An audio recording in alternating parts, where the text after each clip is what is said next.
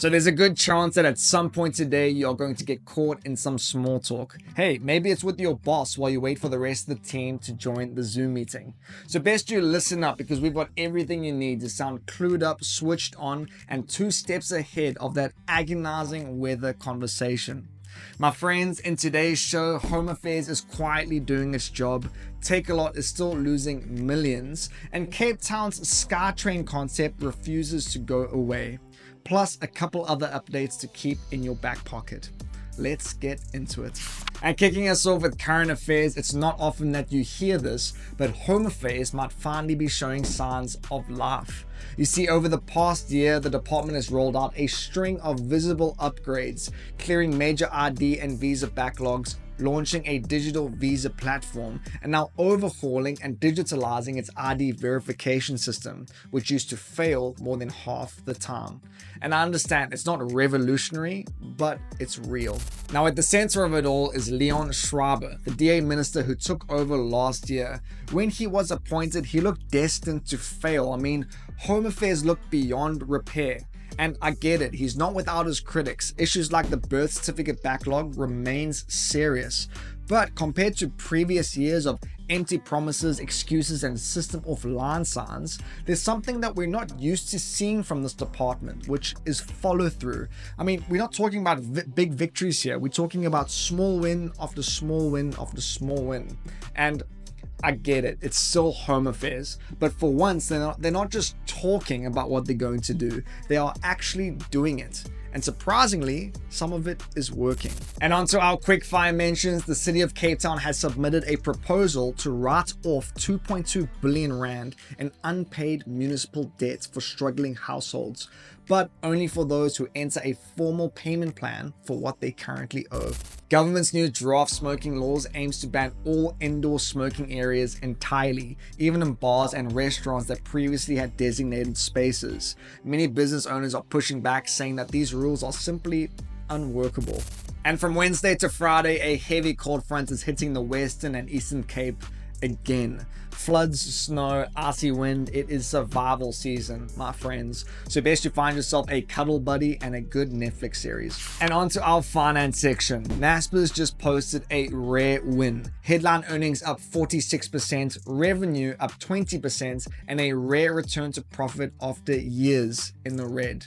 And this is mostly thanks to Prosus, its global arm, which finally became cash flow positive without leaning on its big stake in Tencent, the Chinese tech giant behind WeChat and some of the world's biggest gaming titles. Importantly though, the e-commerce portfolio is firing. Brazil's iFood, OLX, and new bets in fintech and logistics are doing the heavy lifting. So Prosus is also shifting from passive investing to active control, spending 160 billion rand this past year to build scalable, cash-generating tech businesses across the globe. But closer to home, Takealot is still burning cash. The group posted a $16 million loss.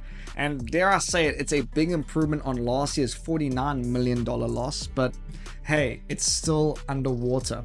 Either way though, after years of coasting on Tencent, Naspers finally looks like it may just be charting a new path, and maybe even getting it right. And next up, crypto platform Luno says that too many South Africans still think that digital assets are tax-free, and that belief could get them in trouble.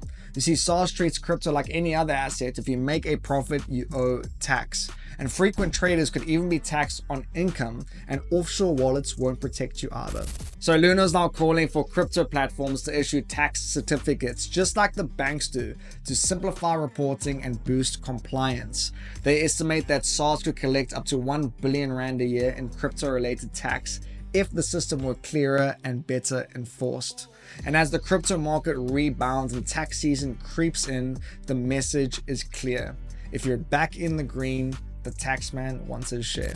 And onto our quickfire mentions, the rand weakened after weekend US airstrikes on Iranian nuclear facilities just shook global markets.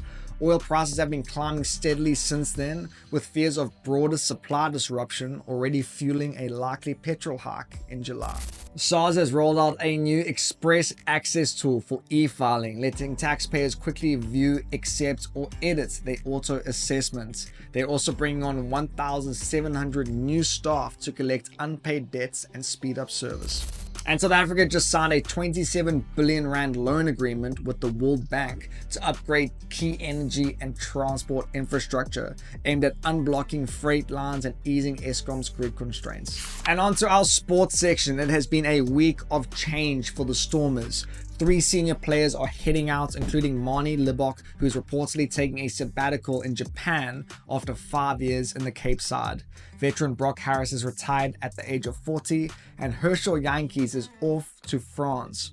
At the same time though, Libbok is one of 9 Stormers players called up to the Boks training camp ahead of this weekend's clash against the Barbarians in Cape Town. His teammate Sasha Feinberg is also in the squad.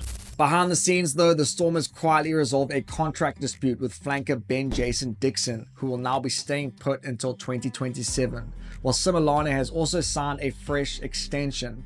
And so look, after a tough URC season that ended in the quarters, it is clear that a rebuild is coming.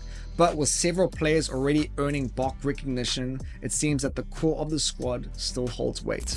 And on to our quickfire mentions. Mamelodi Sundowns take on Brazilian giants Fluminense this Wednesday in a do-or-die Club World Cup clash. A draw will not be enough, only a win will send the South Africans through to the next round. And in case you missed it, Brad Binder clawed his way back to 9th at Magello on Sunday, bouncing back after crashing in Saturday's sprint. Assen awaits this weekend. And sadly, both South African hockey teams bowed out in the FIH Nations Cup in disappointment, the women losing to Malaysia in a shootout and the men relegated after a 2-1 defeat to Japan. And before we continue, here is your Bagel Bite of the day. According to last year's global traffic scorecard, Cape Town commuters lose nearly 94 hours a year sitting in traffic. That's nearly 4 full days. But which city topped the list for time lost in congestion? Was it A, London, B, Manila, or C, Los Angeles? We'll give you the answer at the end of the next section. And on to our wildcard section. In the past, you might have heard whispers about a SkyTrain coming to Cape Town. You know, a slick elevated rail running from Woodstock to Sea Point in under 10 minutes.